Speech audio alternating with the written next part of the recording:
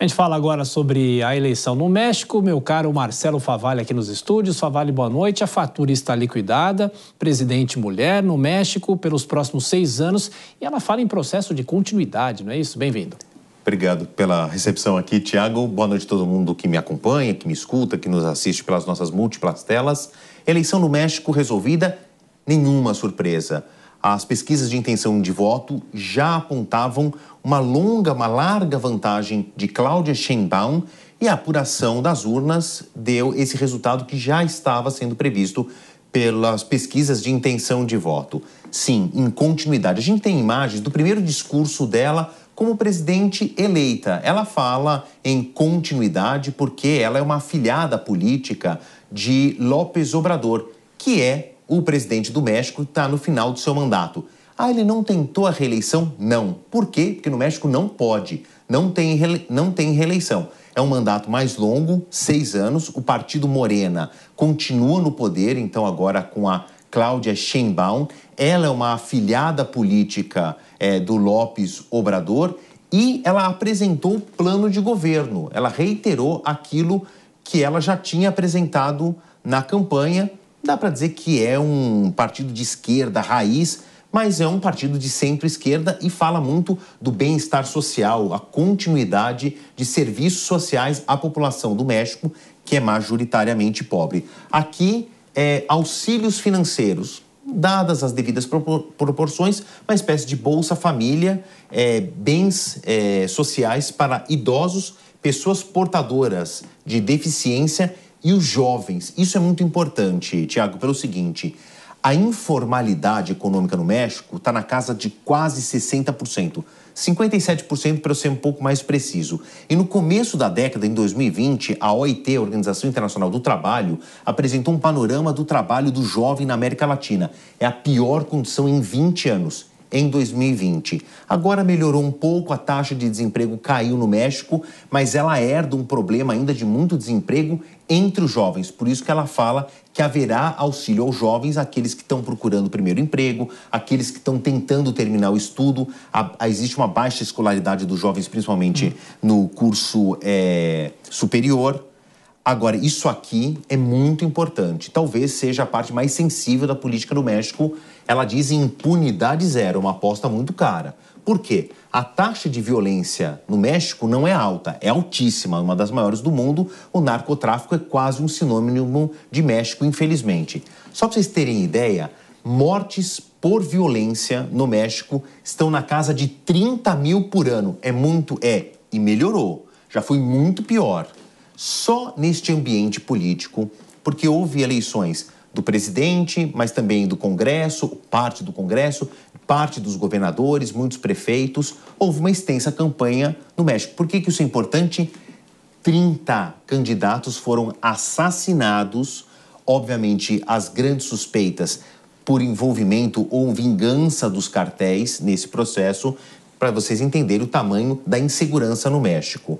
Desde 2016, quando começou uma apuração mais precisa dos níveis de morte no México, 450 mil mortes violentas e 100 mil pessoas desaparecidas, muito na mão dos narcotraficantes. Aí a gente tem, claro, né? É quase um sinônimo México e Estados Unidos, os dois países têm uma fronteira seca. Vai voltar muito esse tema na campanha agora dos Estados Unidos com a eleição ou de Joe Biden ou de Donald Trump. É um tema sensível para ambos. O que vai ser? Como a Sheinbaum, Claudia Sheinbaum, fala de uma continuidade, o López Obrador, o presidente que está saindo, tentou criar uma maior independência dos Estados Unidos. É difícil, por quê? 80% das exportações do México vão para os Estados Unidos. A gente entende essa relação umbilical entre os dois países. É muito ligado, óbvio. Exatamente. Tem muitas marcas que saíram dos Estados Unidos, produzem no México para voltar com o produto manufaturado para os Estados Unidos porque é mais barato. Mas isso tem um peso para o México, né? Produz, mas não fica com o produto, não vende o produto, só reexporta para os Estados Unidos de uma marca americana. Eles querem distanciamento, né? A China é um contraponto importante, é um parceiro comercial importante do México, já foi maior. Os Estados Unidos voltaram a ser o maior destino das exportações mexicanas e está aqui, né? proteção aos imigrantes na fronteira. Porque agora, por exemplo, a gente entende essa pernada de vantagem na campanha eleitoral do Donald Trump. Ele diz que vai deportar milhares, colocar pessoas em uma espécie de centros de detenção para deportação para o México de volta, construção do muro. Mas a política de Joe Biden não é muito amigável com os estrangeiros. Existem muitas detenções no governo Biden, assim como houve muitas detenções no governo Obama, quando Biden era vice. Os republicanos trazem isso mais à tona, mas os democratas também não são lá muito amigáveis com os imigrantes clandestinos. Então, haverá, pela parte do México, uma proteção maior a essas pessoas que tentam chegar, aumentar esse colchão social, evitar que as pessoas, ou diminuir o número de pessoas que tentam deixar o México, é uma promessa de campanha. E está aqui, fomento ao investimento. Tem se tornado muito comum esta palavra no ambiente econômico, nearshoring, ou seja, aquele seu parceiro de proximidade. A gente entende com mais clareza o offshore. Eu produzo fora porque é mais barato, tem algumas vantagens, mas pós-pandemia todo mundo entendeu que depender de um único parceiro, a China, era muito prejudicial. Está muito longe, foi muito impactado. O resto da globalização sentiu o peso de você ter um parceiro grande e importante. Então criou-se esse termo, na verdade já existia, ele se tornou mais comum, o nearshoring. Eu tenho um parceiro mais próximo. O México quer ser o nearshoring de outros países grandes na América do Norte, na América Central. Na América do Norte só tem o Canadá depois, mas na América Central e na América do Sul. É uma outra política. E promover um investimento para indústrias que queiram, ou marcas, empresas que queiram investir no México, mas que tenham respeito ao meio ambiente. Isto é muito caro para agora a presidente Claudia Sheinbaum, porque o passado político dela foi construído na Secretaria, no Ministério do Meio Ambiente. Sim. Ela tem uma formação de engenheira, cientista, depois se dedicou ao estudo do meio ambiente. Então essa é uma pauta muito importante e muito alinhada com esse termo também mais comum da terceira década do século XXI, o ESG. E esse S do ESG é de sustentabilidade. É um tipo de política que ela quer complementar.